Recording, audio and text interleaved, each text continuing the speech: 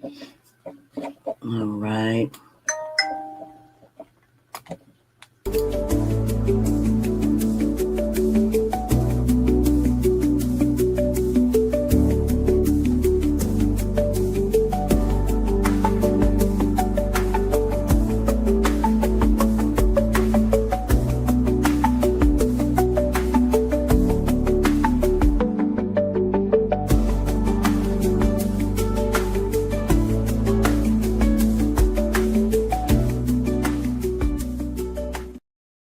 All right, so I'm going to get right into this.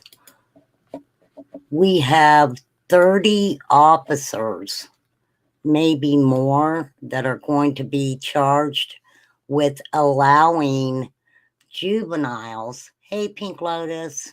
Thank you, H. Davis. Juveniles to fight in the juvenile detention centers. It's kind of like a movie, right? I've seen it in the movies. Hey, Nicole. Well, thank you. Thank you, ma'am. So, in some of the cases, the officers actually were encouraging these juveniles to fight. Now, it happened in a detention center in Downey, California, but it happens at almost every juvenile facility. You will find that some of the guards and other adults encourage these teenagers to fight. And I do have a video I'm going to show you guys here in just a second. So, as far as Downey, California, 30 officers who worked at a detention center in Los Angeles County have been charged with allowing, in some cases, encouraging what they are calling gladiator-style fights among the teenagers. Hey, Stephen.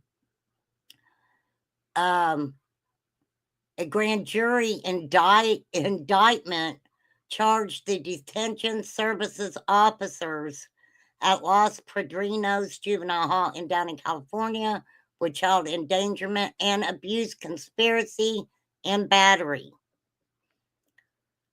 69 fights. Hey, Lisa, 69 fights took place at this facility from July 1st, 23 to December 31st, 2023. So they opened an investigation within the California Department of Justice after video footage of one of these fights leaked in January of 2024. Do you guys remember the movie? Do you guys remember? There's a couple movies. I don't think there was one as far as juveniles, but they were doing these kind of things in adult male prisons. I remember seeing a movie. I wish I could remember who was in it, but I can't off the top of my head.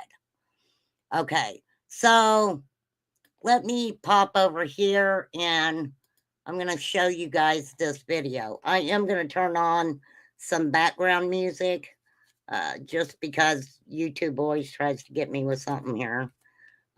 So hopefully the background music isn't too loud. And I will... This is from NBC News.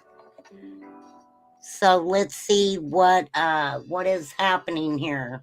Hopefully you guys can see it. I'll find the name of the movie, H. Davis. I'll find the name of the movie here in a minute and tell you what it is. Accused of staging what prosecutors are calling gladiator fights inside a juvenile detention center. After video of one of those fights, first obtained and published by the LA Times last year, helped trigger an investigation. The officers look more like referees or audience members at a prize fight, not adults, charged with the care and supervision of young people.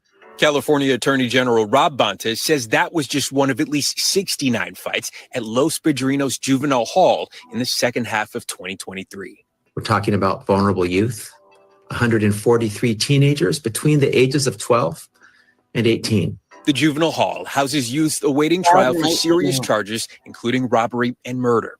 Parents of one of the teens, speaking with NBC Los Angeles, horrified at the footage. Oh, no. They say the guards appear to do nothing to help, even appearing to shake hands with one of the boys who hit him. A space and a time was created for the fights, and their plan was for the fights to happen and for them to stand by as they occurred and not intervene. The 30 officers charged could face 2 to 6 years in state prison for child abuse. 30 officers. Can you guys believe that? 30 officers. 30 officers. I don't understand how they even got by with this. If a video hadn't been released, they probably wouldn't even have known that this was going on. If found guilty, according to an indictment unsealed Monday. The president of the union representing the officers said in part in a statement, "Every American is innocent until proven guilty. Right. Our members are entitled to the same presumption of innocence and deserve to be treated with fairness and due process, just as they provide to those in their custody." The county's probation department, which runs the jail, said in a statement all the defendants have been placed on unpaid leave. This is just additional trauma added on to whatever they've already experienced.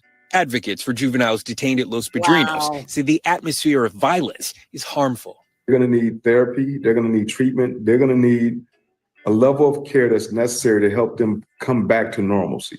And that follows a pattern of understaffing and problems at the facility. Last month, we spoke to Steve. Is he talking about the guards?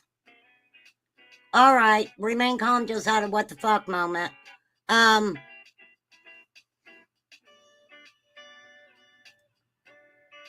How?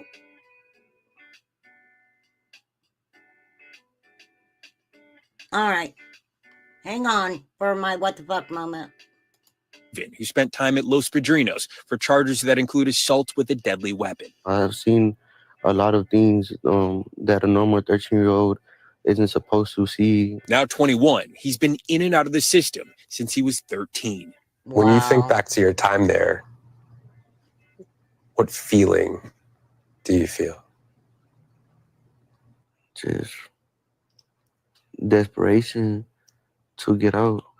Like I felt like they were just treated like animals. Steve Patterson joins us tonight from Los Angeles. Steve, you've been following what's happening at this juvenile hall. You've spoken to people who were detained there, the guards who worked there. There have been a host of issues from these fights to understaffing, all types of things. What changes are people calling for, at least right now, for conditions to improve?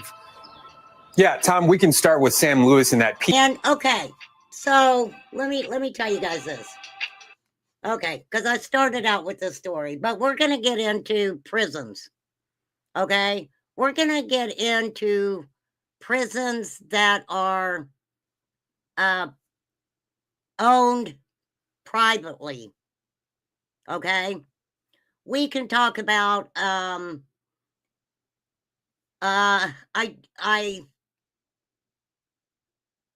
don't want to act like I know a lot about it because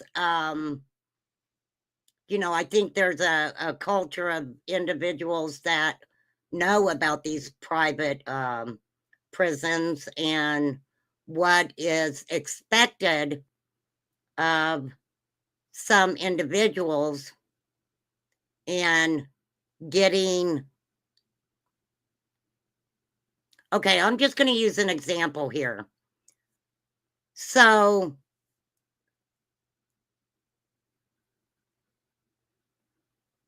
what happens is that, and I'm going to use, let's say rappers I'm just using them as a example.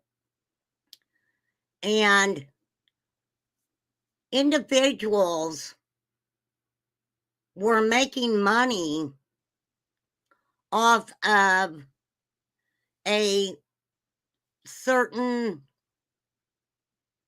I don't want to say class of people, this is a hard topic for me to speak about because I am white. I hate to say that, but it's very true. And I'll pull up an article about it to give you guys more of an idea of what I'm talking about.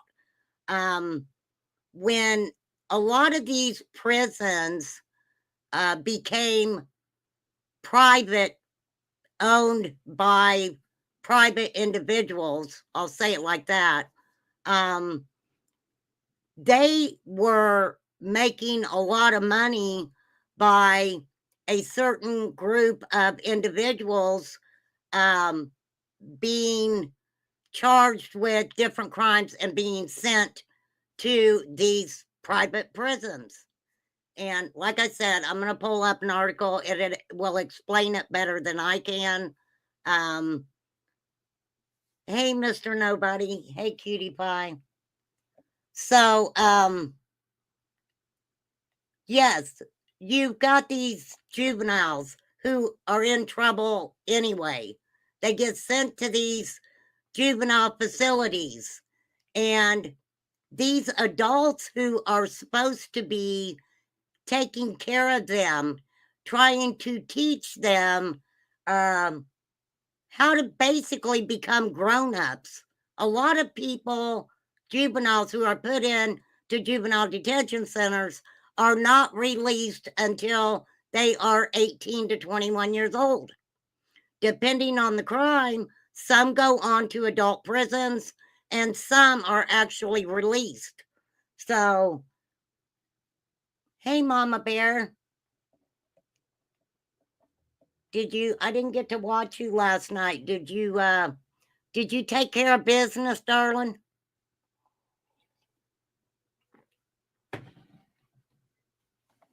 Did you take care of business? Taking care of business. Yeah, I had to sit down for a minute. I was trying to do too much this morning and I was like, I got to set my ass down. I had to sit down. All right, let's finish listening to this.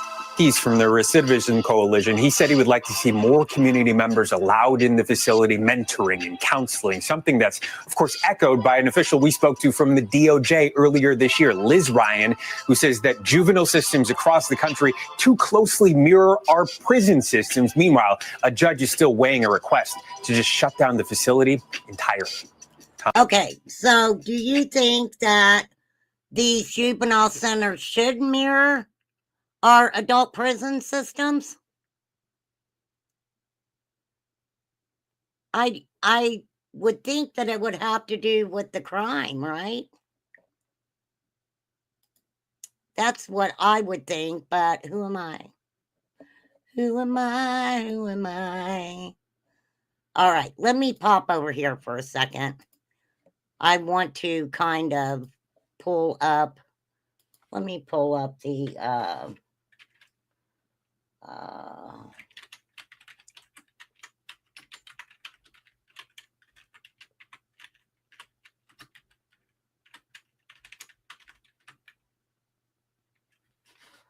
let me see if I can explain this to you guys. Okay, so basically, some say it's a conspiracy. I've actually heard interviews where there were, high level individuals in the rap system, in hip hop, that talked about these, they call it prison to profit industry. Okay. And I became aware of this many years ago. It really, came into my radar. So in the 90s, the music industry, they say, invested into these prison to profit industries. Okay. Now, let me find my article that I read years ago.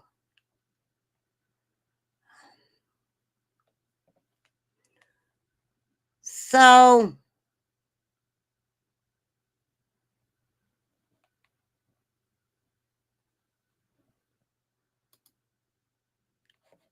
Okay. I want to try to explain this to you guys the best way that I can. Like I said, I am not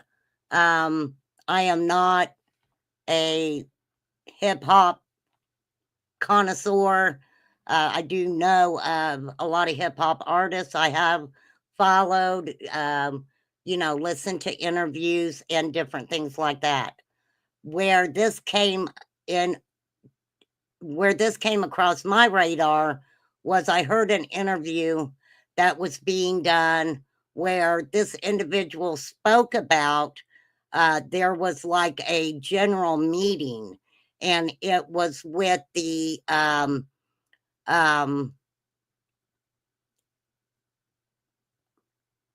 three companies that came to my attention. Hold on, let me get our little creatures up here a little bit more. And at that time, it was Warner Records, Universal Music Group, and Sony Music Group. So, and those three companies control about 90% of the depiction of hip hop. And so there are two other companies, Core Civic, which is formerly CCA Corrections Corporation of America, and GEO Group. They all own private prison beds in the USA. If they want to act like adults and commit adult crimes, they should be treated as such. In some ways, yes, these at-risk kids need to see what is in store for them if they continue the path they are on. But kids are different than adults. They still need nurturing. I agree. I do totally agree with that. I don't think that having these young kids literally fight with each other in that way is helping them at all. Because this is what I see. Hey, Poppy, this is what I see. If they are teaching these kids, possibly some who are not violent offenders, okay? If some of these teenagers are not violent offenders and they have them, they're basically inciting violence, what is going to happen if they do end up in the going to an adult prison? Okay, they're going to want to be violent. Now, there's nothing wrong with teaching these kids how to protect themselves. I don't see anything wrong with that. But I'm going to be really interested to see if money changed hands. So now, there were several officers, the footage that got released. Okay, now, like I said, this was from July 1st of 2023 to December 31st of 2023. So the footage was leaked in January of 2024. Okay, so that not a specific day on that. So it showed several officers standing by, at least one appearing to encourage these young people as they take turns beating a teenager inside a room at this juvenile detention center. And I think that's the one I just showed you guys. But I will come back and double check and make sure. So you guys are just gonna have to bear with me. I'm just kind of in slow mode right now. Yeah, I am feeling better. I am. I keep telling myself I am, so It's like the little train. I think I can, I think I can, I think I can.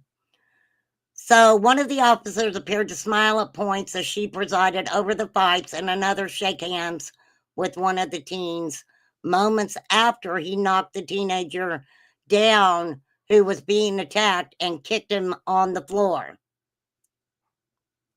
They felt that these officers looked more like referees or audience members at a prize fight. They were hired to care and supervise these young individuals. No officers step in or intervene. But the tape that the video that was released is when they learned that this wasn't an isolated incident. At this juvenile facility alone, Los Padrinos, they had allowed or encouraged fights involving 143 young people between the ages of 12 and 18. These cases are considered child abuse and child endangerment. Child abuse and child endangerment.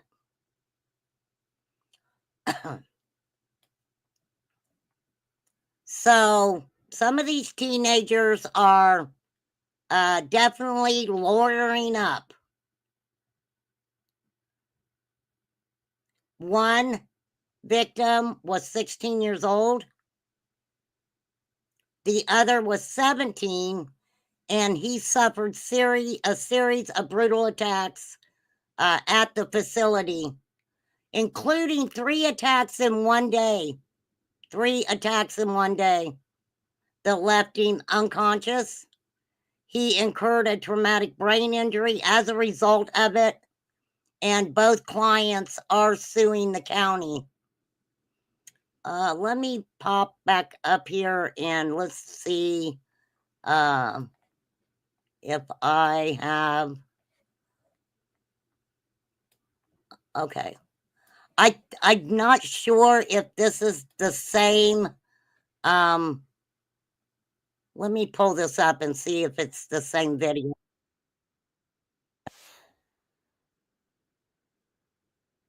Thank you, Poppy. Thank you, darling.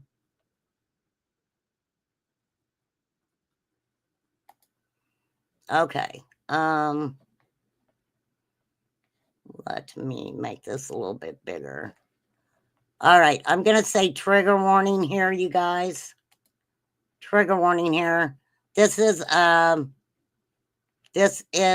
video, and not that I know if it's going to make a difference or not, but let me pull up my background music really quickly. And I have to definitely say trigger warning, trigger warning, trigger warning. Oh, shit. That's loud, isn't it? All right, here we go. Hopefully you guys will be able to hear this. Maybe. All right. There's no sound to it, so thank you, flies.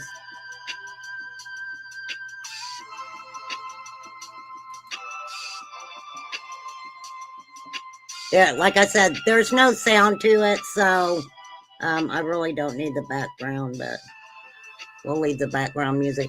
It's Christmas. Look at the Christmas decorations. Isn't this horrible? The guards are just standing there. The footage was recorded in a day room inside a Los Padrinos Juvenile Center. Well, what are they doing? Look at the guards. Look at the guards. This is horrible.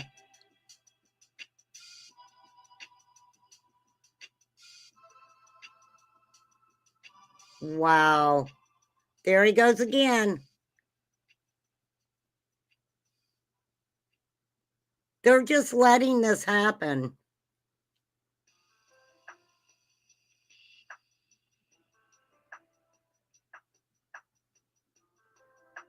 At least six youths. 6 youths. They just let this young boy be attacked over and over and over.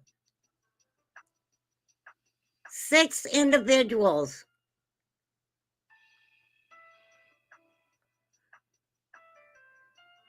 So are they, wait, I'm confused.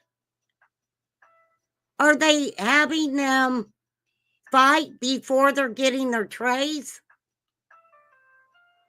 Wow. Wow.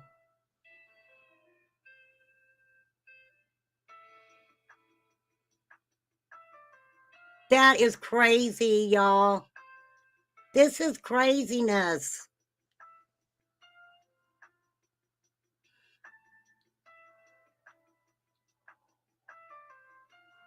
So the guards probably have bets going to see who falls first. They're all fighting the same kid. They're all fighting this young man in the gray shirt right there. It's like it's staged for entertainment almost. Yes, Fight Club. Thank you, Flies. I was trying to remember the name of the movie. That's got Fight Club's got Brad Pitt and what's the other guy's name? Edward Norton, right?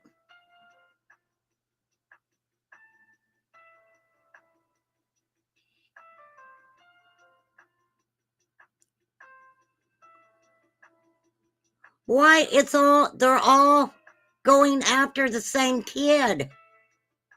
And that kid's not very big. The guard is laughing. Why is he smiling?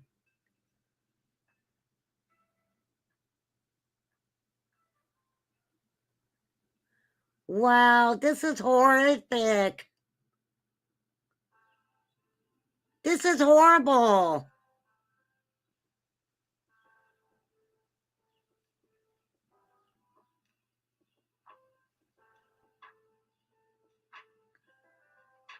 Does he even get any food?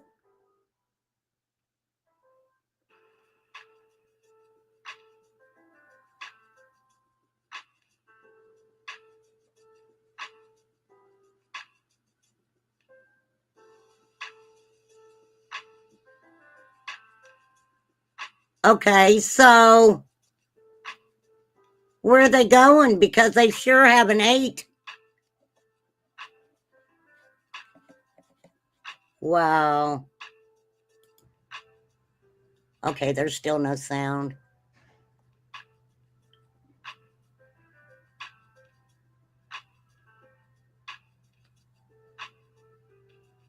He is small.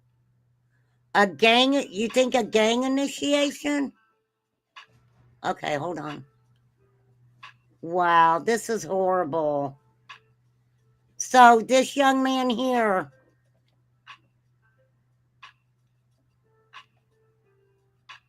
Okay, let me stop sharing that, you guys.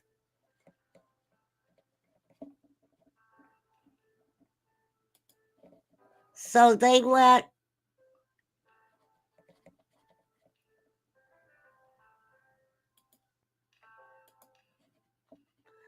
Yeah, but I mean, you think gang initiation?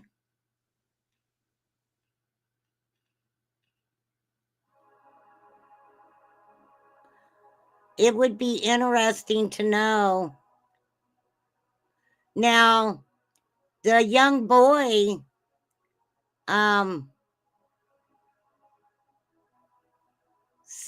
Six youths assaulted a 17-year-old. So now they're wondering if the violence was coordinated.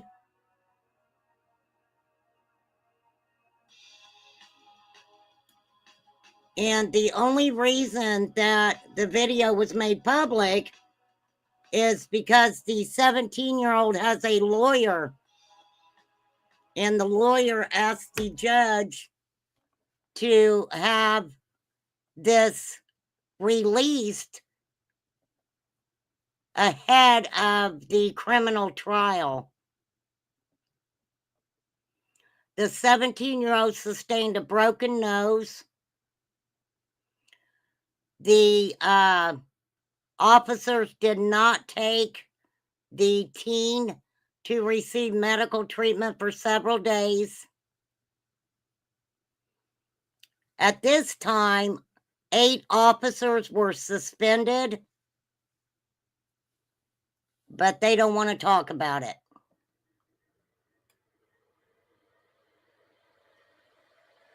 They were suspended for failing to intervene in the fight. Wow.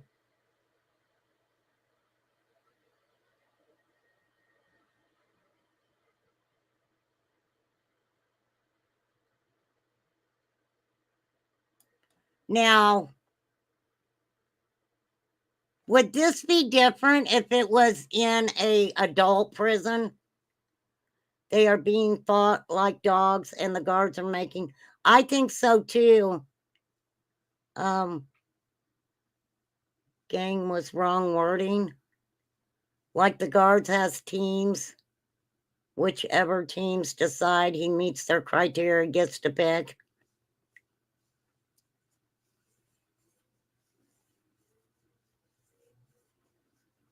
See, and that's also weird because if this was a gang initiation, I thought the main purpose was to not allow any type of gang behavior like that. I mean, I understand what you're saying, though, because it does appear that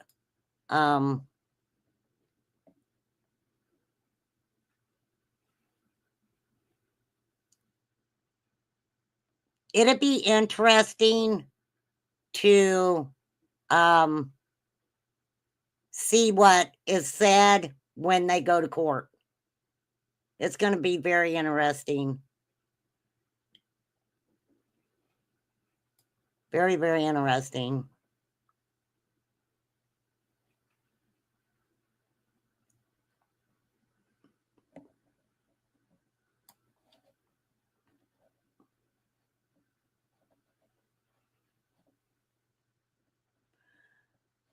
So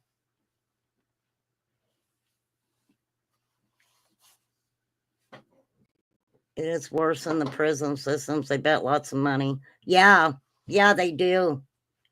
They do. But how is it? I mean, this isn't helping our youth. This is not helping our young people.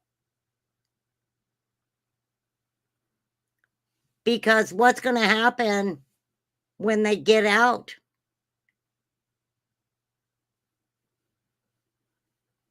You're right, cutie pie. Kids cannot consent.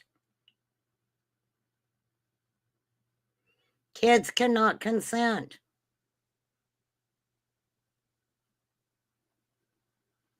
And if our young people are not violent offenders, what does this teach them, right? What does it teach them?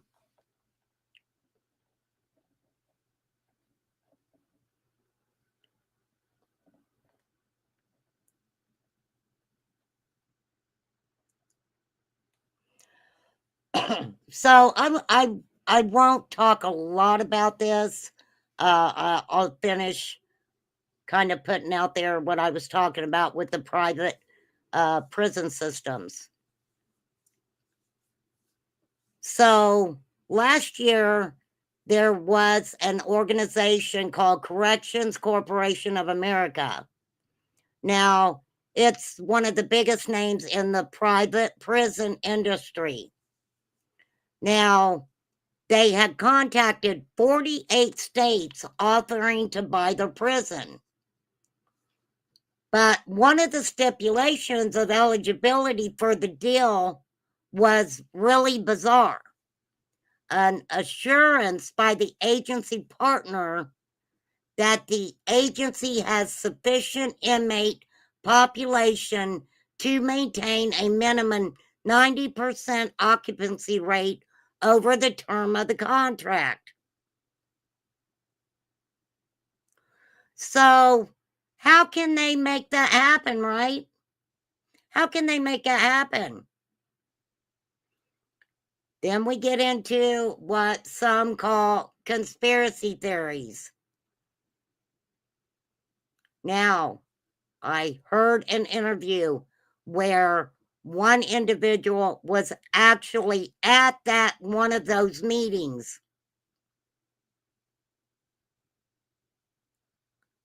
And this individual stated that it was kind of predetermined that hip hop music would be manipulated to drive up privatized prison profits.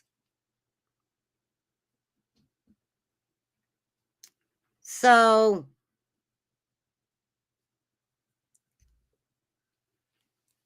I'll get into that some other time. Like I said, you know, I probably don't have any right to talk about it or give my opinion on it, but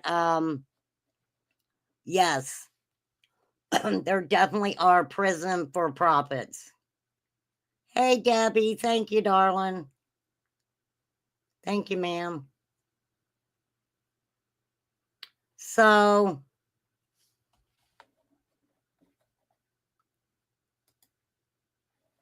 I'm not sure what they can do to make this stop, right? What can they do to make it stop?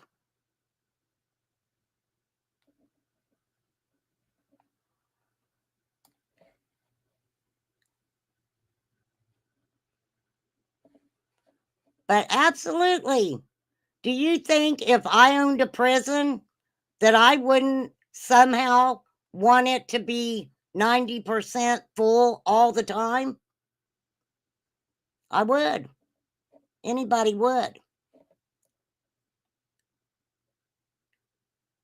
But maybe I can get a individual who, you know, can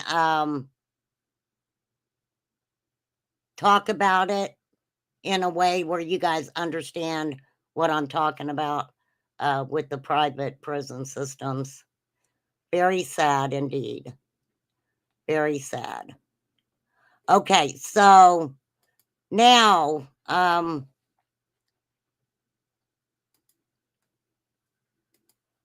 want to show you guys a video I got. But hold on. I got to pull up my email. Let's talk about Mr. Ernie Shell. Everybody's talking about Ernie. Why not me? Why not me? Why not me? Talk about the skis, Mr. Sneezy Shell. Okay. So hopefully,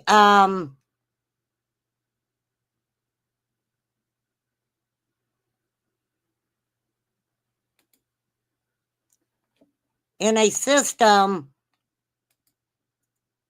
that is supposed to take these young kids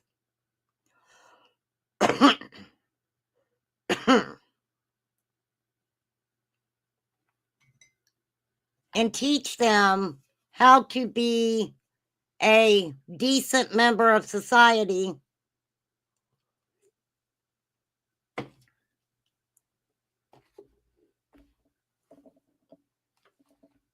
instead,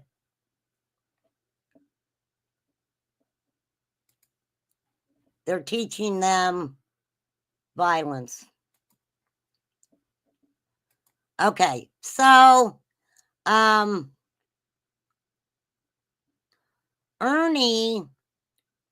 Shell for a long time said that he was involved with the Kyle Rittenhouse stuff, right? I am over him already. Same old story, same old song and dance. He's going to scam people. Yeah. Yes, he is. I agree. I would like somebody to show me where Ernie has told the truth. Show me something where Ernie has told the truth. For real. I could sit here all day, every day, for a year and show where Ernie has lied. Can anybody show me anything he's ever said where he told the truth? Where I'm not happy with, I mean, it doesn't matter if I'm happy or not, but what really bothers me is Ernie and his behavior and what he has said concerning the Summer Wells case. He hates Mama T. He used to love Mama T. I don't know what happened, but I don't think Mama T likes him anymore. I heard her going off. I think Nicolina was showing. He went to jail and his name is Ernest. That's the only truth I've ever heard him say. Isn't that sad? But, I mean, he's encouraged a lot of since I've known of Ernie Shell, there has been women who have taken care of Ernie. There's always been someone who's taken care of Ernie. Does anyone know of anybody that Ernie's taken care of?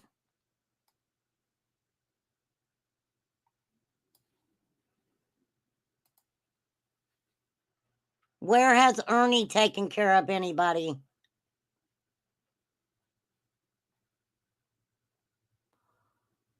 I hope that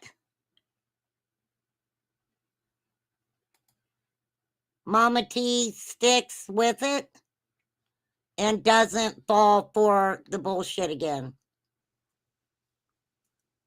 Oh, I've got something really interesting, you guys. This is so freaking interesting. Okay, so let me get it ready here. This is from WSPA 7 News. And I thought this was so interesting.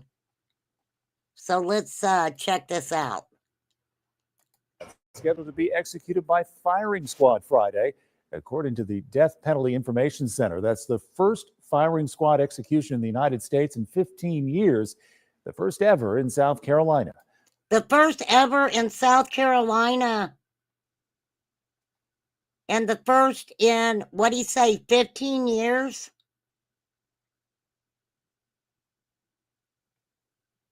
Well, he tried to auction that off.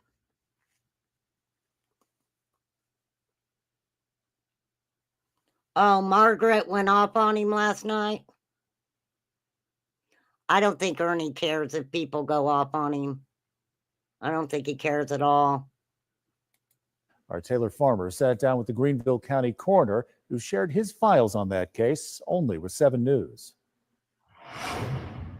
It's been more than 20 years since a man killed his ex-girlfriend's parents in their home here on East Darby Road in Taylors. This week, he's scheduled to be put to death by firing squad. In 2001, Brad Sigmund took the lives of his ex-girlfriend's parents, Gladys and David Lark, inside their home in Greenville County. Both were brutally murdered. According to the Greenville County Coroner's Office, their deaths were extremely gruesome. Mrs. Lark, you could obviously tell she had some type of defensive wounds, so she tried to defend off her attacker. Court records state the Larks were repeatedly hit on their heads with a baseball bat by Sigmund. I remember that Mrs. Lark was actually sitting in a chair.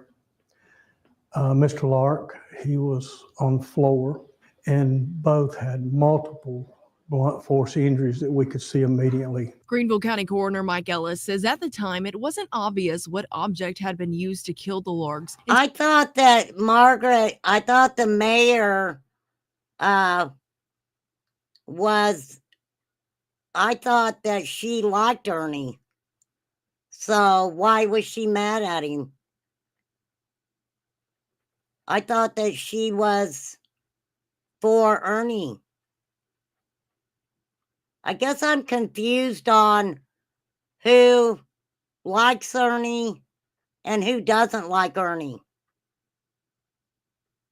I guess I missed a lot.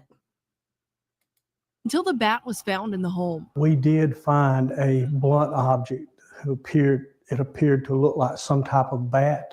Wow. With multiple blood and hair on the weapon. Warning. According to court records, when Sigmund's ex-girlfriend Rebecca Barber arrived at the home, Sigmund then forced her into a car. We're told Barber jumped out of the moving car. Sigmund got out, chased her, and fired a gun at her several times. Barber was injured but survived. According to court records, Sigmund went to Tennessee where he was captured 10 days later. Police officers were on top of me in Greenville continuously.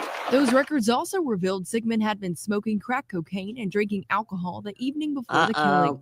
A South Carolina jury found Sigmund guilty of 2 counts of murder in 2002. He was sentenced to death for the murders. Sigmund's attorneys filed for clemency with Governor Henry McMaster, hoping instead of death, his sentence can be changed to life in prison without parole. I mean, does that really surprise anybody that Ernie turned on all of his women? I mean, for sure. He turned on Charlie Kay, and Charlie Kay was out here advocating for him, making himself look like a freaking goober for Ernie. And then Ernie turns on Charlie Kay. I mean, Charlie Kay moved to Tennessee. His friend Ernie lived there. Even though a girlfriend too. Damn it, Ernie. You're no fun anymore, Ernie. You're no fun anymore, man. When asked last week if he would grant Sigmund clemency, this was McMaster's response. I have great confidence in our legal system, our system of justice in the country, and especially in South Carolina, and the law. Sigmund's execution is scheduled for Friday, March 7th in Columbia. In Greenville County, Taylor Farmer, 7 News. We mentioned the firing squad. Sigmund was given a choice with firing squad, electric chair, or lethal injection. Wow, so he chose the firing squad. That's interesting, right? I don't know. I guess the firing squad, they usually get it right the first time.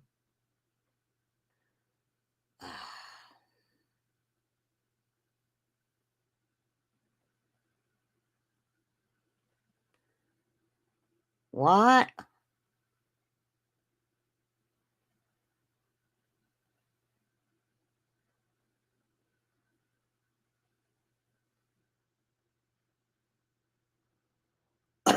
Margaret spilled tea on him. So Captain Howard was his brother-in-law. Is that the Captain Howard that he was going to do this live and they were going to talk about the tunnels? Is that him?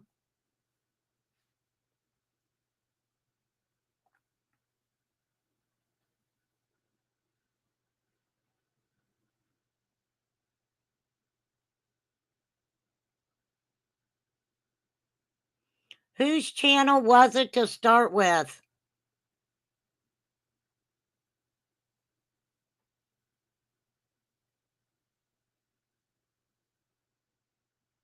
He did it Saturday night, but they didn't talk about tunnels.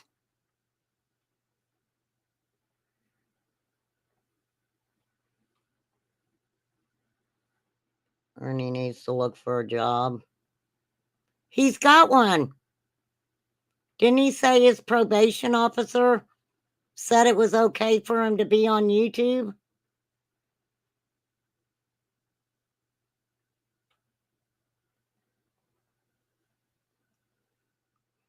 I don't know. You'd have to send me a link to the channel because I get confused on all the channels that Ernie's on or whatever. I mean, Ernie loses a channel, he just starts another one.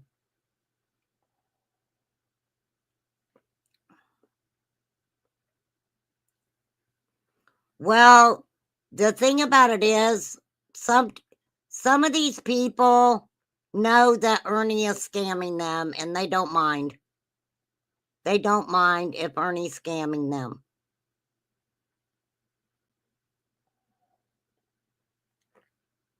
They kind of like it. Some of them like it. But kind of crazy, right? Kind of crazy. Crazy, crazy.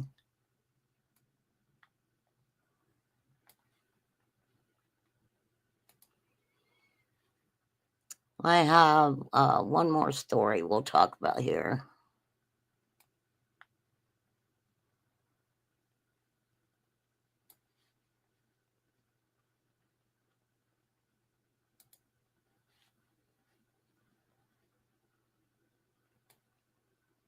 They do love Ernie. They feel bad for Ernie. They feel bad for Ernie.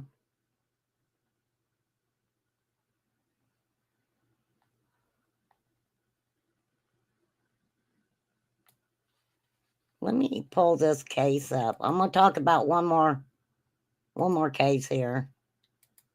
Anything else that I've been missing, you guys? What else have I been missing out on?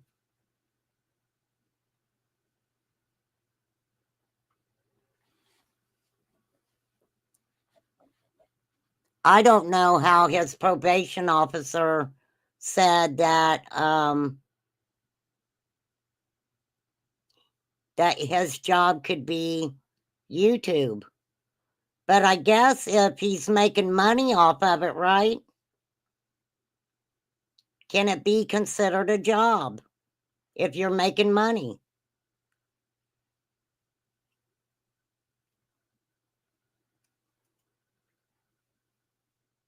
I guess if he's got fines to pay and he's paying these fines, then they probably don't care.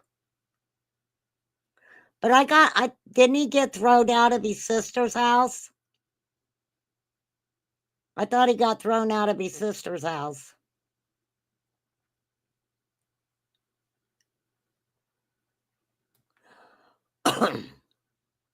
Okay. So this is titled Unsolved Carolina Seeking Justice for Caden Moses. So evidence of malice. That is Caden right there in the picture. Beautiful. Okay. On February 3rd, 2025, just over a year after 14-year-old Caden Moses passed away of a single, I just have to say it, trigger warning, gunshot wound to the head at his home in Clinton, South Carolina. His mother received an amended death certificate from the South Carolina Department of Public Health. The document contained no surprises, but seeing it in black and white still stunned Erica Moses, who continues to grieve over the loss of her son. The cause of Caden's passing on the document was officially listed as a gunshot wound to the head. The manner of death, a homicide, right?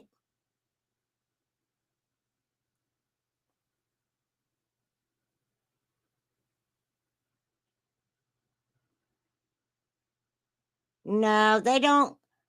They don't show me anybody's wankers over here, Debbie.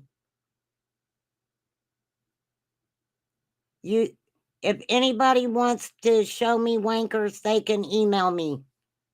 Send it to my email. I only got porn bomb one time, and that was right after I first started my channel. And yeah, I just put up my overlay now. I don't even mess with it. It depends on who comes up or not. Okay, so it said homicide and how the injury occurred, shot by another person. Now here's the death certificate right here. So I'm thinking that Mom believed that he had done this to himself, and the death certificate said a homicide at the hands of someone else. The only other person in the room with Caden at the time, there was only one other person in the room with Caden when Caden passed away. So on December 30th, 2023, Caden was having a sleepover with a friend. Their two girlfriends were doing the same thing across town. Caden and his girlfriend spending most of the night chatting on FaceTime. His girlfriend noticed in her statement to law enforcement that she could see Caden's friend James on camera laying on the floor to Caden's left. She could also see the weapon in the corner of the room within reach of Caden's friend, right? Hey, Jenny.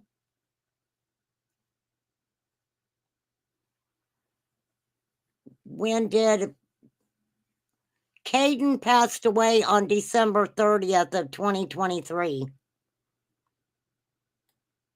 So Caden's girlfriend's on FaceTime with him.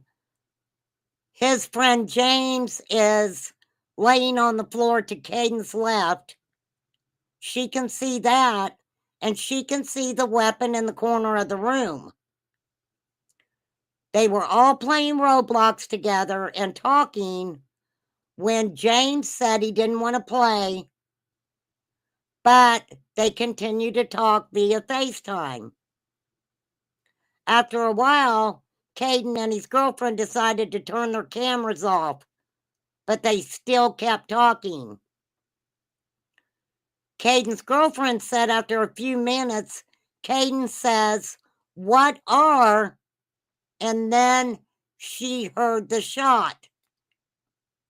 Seconds later, she said she heard James, Caden's friend, say, "Caden shot himself."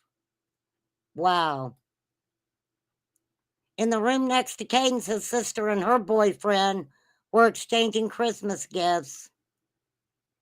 Said the sister, the sound of the weapon going off didn't reverberate through the house like one would expect. Instead, it sounded like a pop. Not loud, but kind of like a big piece of furniture hitting the wall. She remembered laughing. Hey, Jill.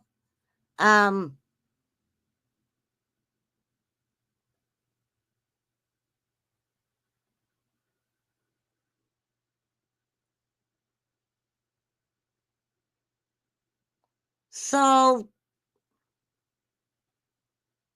it did startle his sister and her boyfriend, but they laughed it off, not thinking anything of it. Now, when Caden's sister and the boyfriend left the room they were in, they saw Caden's friend James leaving Caden's room with his phone in his hand, and he said Caden shot himself. Here's a picture of Caden. This is Caden Moses.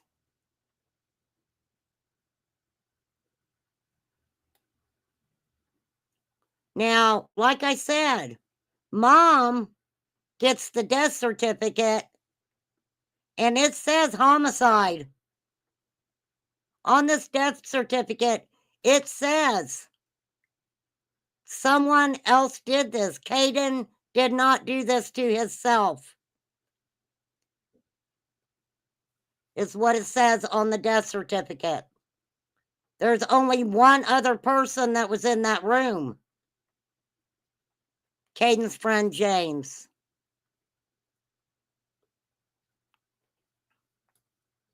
Caden's sister told James it's nothing to joke about. They realized it wasn't a joke.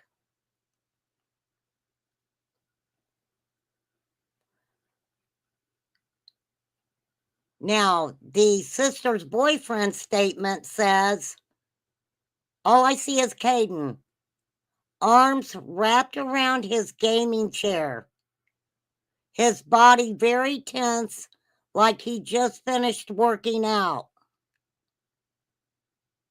He could smell the gunpowder and the sound of the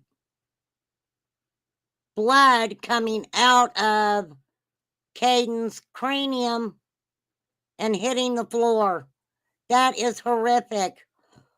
Caden's sister ran to get Caden's mother, Erica, and said that Caden had shot himself because that's what they were told, right? That's what they were told. It was just after 11 o'clock. Mom ran into the room. As she's running, she can hear the other kids crying. Of course, she smelled the gunpowder. And what she seen devastated her. Her 14-year-old son was sitting upright in his gaming chair with a visible wound to his left temple. Caden's phone was in his lap. She picked up Caden's phone, Mom did, and called 911, trying to save his life. Mom also started CPR. I'll play the 911 call for you guys also here in just a second. She said she could feel a heartbeat.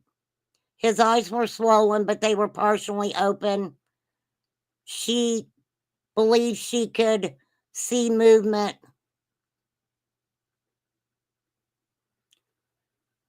Caden's girlfriend had also called 911. Caden's sister ran to the neighbors for help. When the neighbor arrived, he knew that Caden was no longer alive.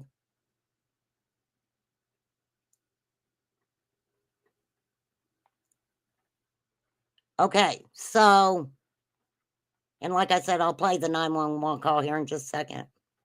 So after EMS officials pronounced Caden unalive, of course, the investigation began. Now, Caden's mom, Erica, assumed that the gunshot wound was self-inflicted because that's what Caden's friend James said, right? James said Caden did this to himself. But after the autopsy was completed and the coroner did their investigation, they did list Caden's manner of death a homicide. Of course, the forensic interviews with Caden's girlfriend and his siblings were conducted. But Caden's mother, Erica, says she was told when James was interviewed, he invoked his right against self-incrimination. So James is saying, I plead the fifth. I'm not going to talk about it. I'm not going to answer questions, right? So despite them determining Caden's passing to have been a homicide on May 3rd, 2024, and after months of asking for additional info, police and prosecutors met with Erica, Caden's mother, to tell her no charges were being filed in connection with the shooting. But they didn't really tell her how and why they could even determine that.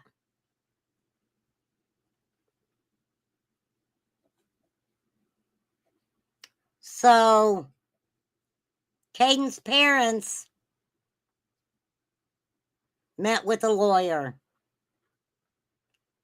And so all the parties agreed that Caden's passing was a homicide, but James was the only one in the room. James continued to lie and say he didn't do it, pleading the fifth. Now, they're saying that he cannot prove it was an accident.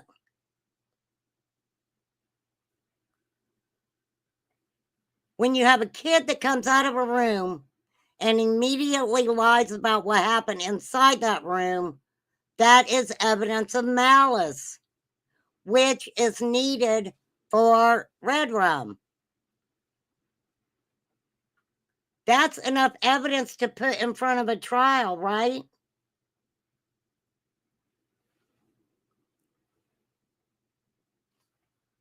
Right.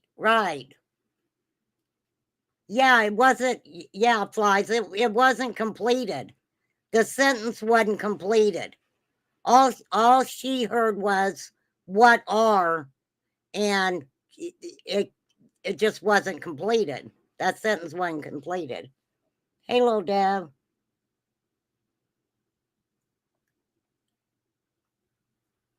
And if it was an accident, why isn't James just saying it was an accident? Okay. So, of course, the family's lawyer feels that it should be put in front of a family court judge since James is a minor, to determine the facts of the case and what laws to apply. So if they can't charge James with the actual red rum, then, they can determine his actions to reckless involuntary manslaughter, right?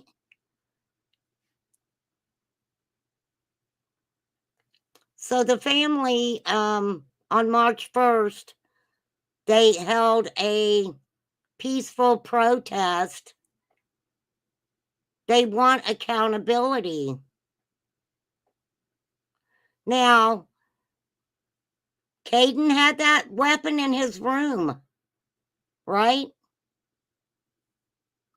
But they're saying that Caden did not discharge that weapon.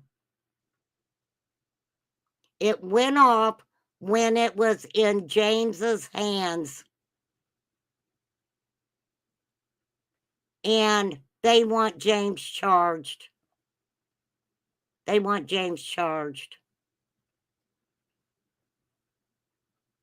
So I guess we'll see. We'll see. Let me come up here and see if I can get this 911 call to play. There's probably a commercial, so give me just a minute, you guys.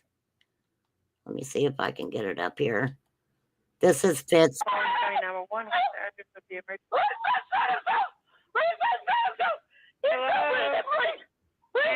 Wow, that's sad. It is hard to hear. My son shot himself. Okay. How do you know he shot himself? There's a bullet hole. There's blood and everything. Where did he shoot himself? In his head. In his temple. Please. In his head? Please. No, he's breathing. Oh my goodness, you guys. This is so sad. I can feel her. Wow, I can feel the stress in her voice. That sounds weird, right? That I said I can feel the stress in her voice. Okay. How sad. Ma'am, you're going to just talk to me, okay? Oh my gosh. Ma'am, what's your name?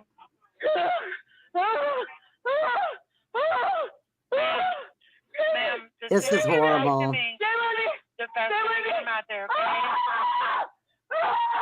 Oh my gosh. Trigger warning, you guys. I apologize. I didn't know that. Like I said, now I am going to go ahead and turn on the background music real lightly behind it because it is Fitz News. This is coming off of Fitz News. I might anyway. Wow. And Mom was trying to give CPR also. Okay, hopefully you guys will be able to.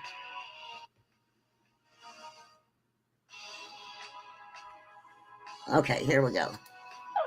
Ma'am. Look, listen to me, okay? Everything's gonna be okay. Listen to me, okay? I probably would have passed out. I couldn't have breathed either.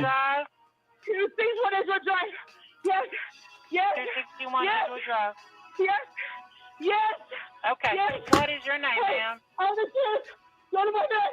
To my bed.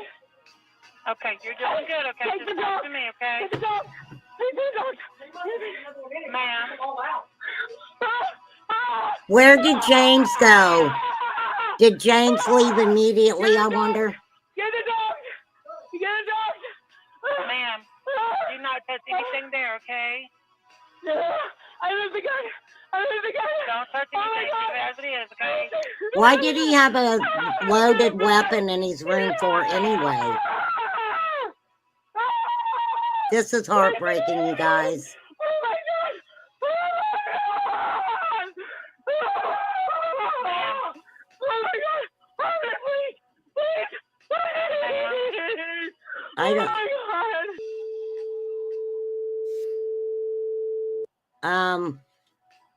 I don't know if we need to really hear this. For real. We know that Mom did give him CPR. I don't understand. James was the only one in that room. Okay, so James says, no, I plead the fifth. I'm not talking.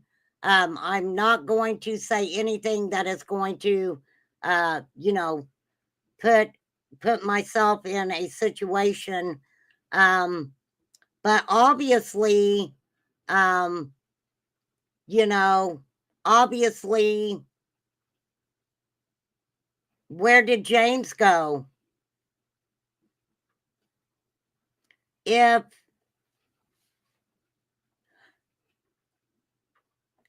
they came out and said,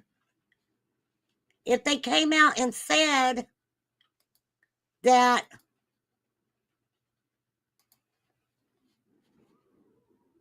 yeah, I'm sorry, you guys, that 911 call is just a lot. A lot.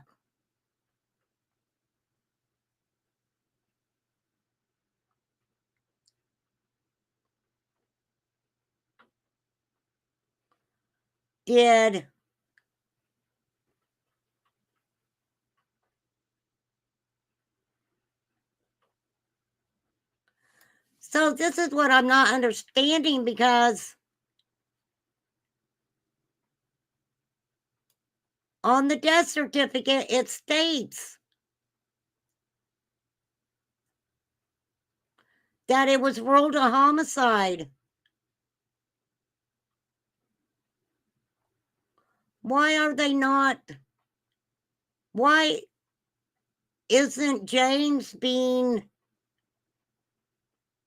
made to say what happened? Obviously, Caden didn't have any gunshot residue on his hands.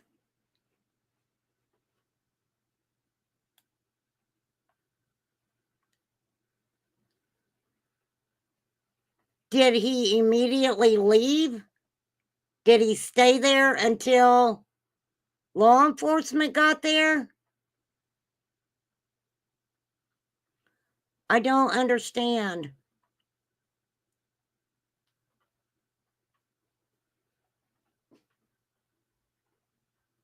Do you think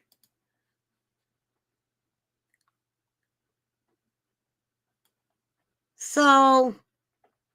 I'm going to dig into this a lot more, you guys.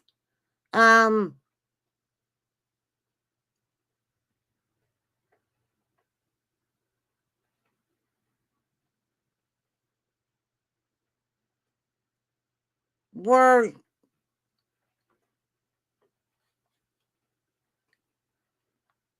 James and Caden having any problems? Right here on the death certificate, shot by another person.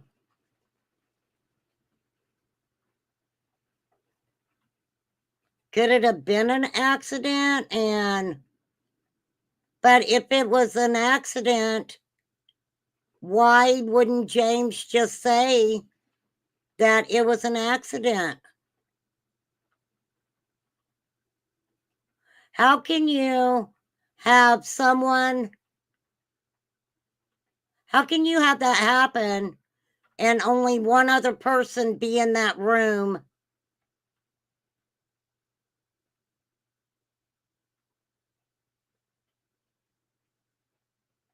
So they had to have known that Caden had no gunshot residue on his hands, and maybe it showed that in the temple area, I wonder how close it was. I don't know. I've got a lot of questions now. You guys know me. I always got 1,000 questions after I start talking about something, for sure. Caden was 14 years old. Caden was 14.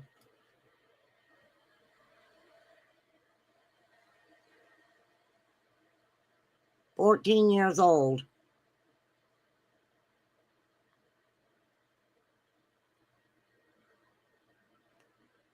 Wow.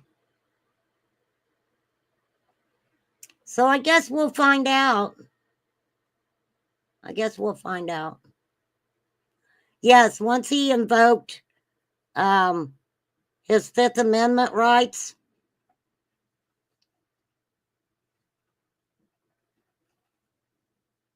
no, I don't think so, Jill. No, it says on the death certificate. He was, Caden was talking to his girlfriend on the phone. So Caden and James were at Caden's house. Caden's girlfriend and what they're saying, James's girlfriend, were at Caden's girlfriend's house staying.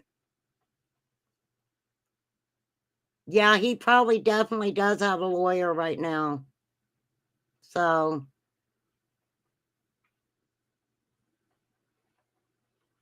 kind of crazy, isn't it? Crazy.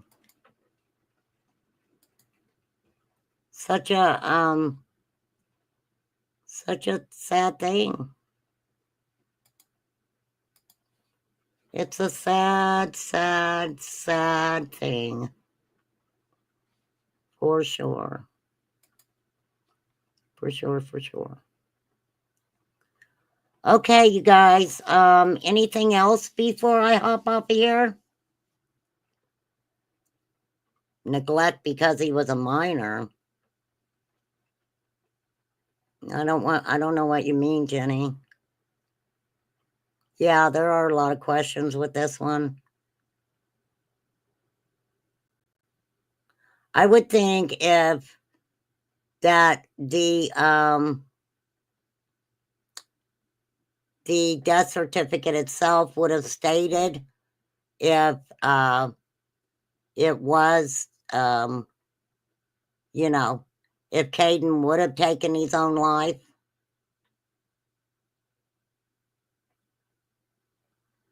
So it'd be interesting. I'm gonna research it some more, see if we can kind of answer some more of the questions, see which direction they're gonna go with it for sure.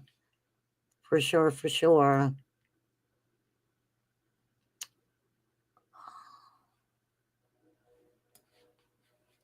For real, for real, for real.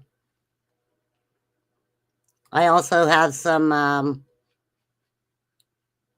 cases I'm going to be pulling up from the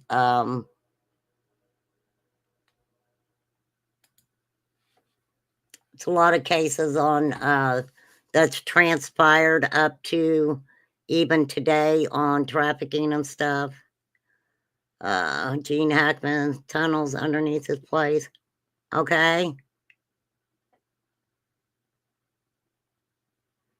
He had tunnels underneath his.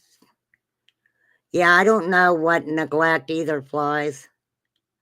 Oh, yeah, I mean, why did he have a weapon in his room that was loaded? I completely get that. Yeah, I was going to talk about Gene Hackman. Why the toxicology report? Are you wait, the toxicology report on Gene Hackman? Is that what you're talking about, Debbie? Maybe the other boy brought it in? Yeah, they're not saying a whole lot about it. I mean, even when they did the protest, it was a peaceful protest. I don't think that, you know, a lot of it has been brought out in the open right yet. I believe that when the medical examiner released the information that they did, it probably, you know, was making things look totally different.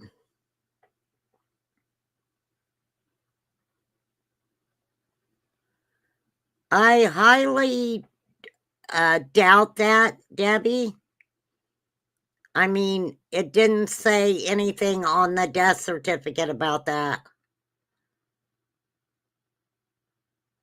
So,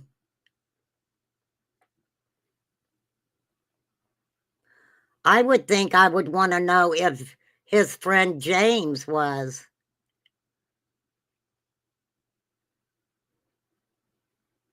No, these are dolphins. These aren't the sharks, Debbie. They're dolphins. We're doing dolphins, Debbie. Not the poop shark. Not the poo-poo shark. Okay, y'all. I am slowly trying to get back in my groove. I will definitely, I am going to talk about Gene Hackman. I just wanted more information to come out about that one. And I mean, you know, a lot of those houses in those areas, Jill, they do have tunnels underneath them. I don't know if that has anything to do with him passing away. I mean, he was 95. He was 95 years old. Maybe he didn't, you know, she had been with him for many, many, many years. So it'd be interesting to see maybe if, you know, she took her own life because he had passed away. It'd be interesting to find out. From what I hear, he did have a pacemaker, so they can figure out when the pacemaker did whatever, you know. So, no, you're fine, Jenny. You're fine. But yeah, I'll dig into it a little bit more. And like I said, the prison for profit, I'm going to try to contact somebody and that can maybe explain it a little more and kind of explain why hip hop, you know, was even brought into that at all. It's hard for me to describe it, so maybe I can get someone else to describe it a little bit easier for you guys. Thank you. I am.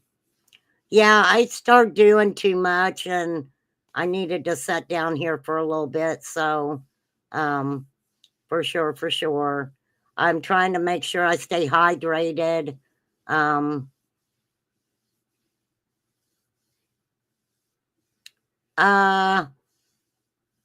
don't think a pacemaker, it's not like a ankle monitor for a criminal.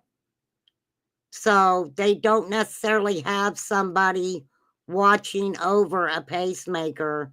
What happens is if your heart gets out of a certain rhythm, then it kind of shocks it back into that rhythm. So a lot of times with a pacemaker, yes, a cardiologist can go back in or a doctor can go back in and check to see if the heart has came out of a certain rhythm. But yeah, it's not like having an ankle monitor on, Debbie. It's not an ankle monitor, Debbie. It's in the heart. So, yeah, it sends a little electric shock. Yeah, it does run on batteries. So, hey, Andrew. Thank you. Thank you, Andrew. I've been meaning to come over and say hi, Andrew. I just hadn't got a chance. But I hope everybody's doing well. Thank you guys for all the well wishes. I appreciate it so much. I think I'm not even, all of this hasn't even sunk in yet. I don't think. So you guys, I'm using you. I'm using you guys to keep my mind where it doesn't need to go. You know? For real. I was very fortunate that, like I said, I didn't have to go through open heart surgery. I was very fortunate that I got to leave the hospital when I did, but I don't think they would have wanted to keep me.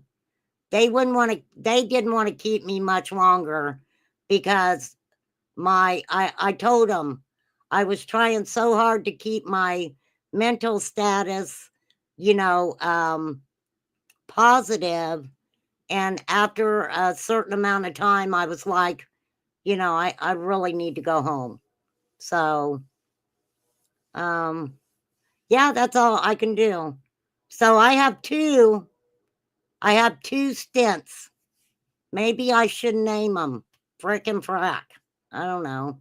So, but I do appreciate you guys and everybody being so supportive. It means a lot to me. It really does. So, all right. I've been on here an hour and 30 minutes and I can't go any longer than that. Thank you, Act Right Bitches. Thank you guys. Thank you guys so much. So I will catch you guys later. I will try to pop in and say hi if I can get a chance but I'm trying to make myself not do everything that I want to do because it's like I just want to go right back into doing everything I was doing before and I can't right now. I still got to take it easy. So thank you guys. I appreciate you. Drop me an email.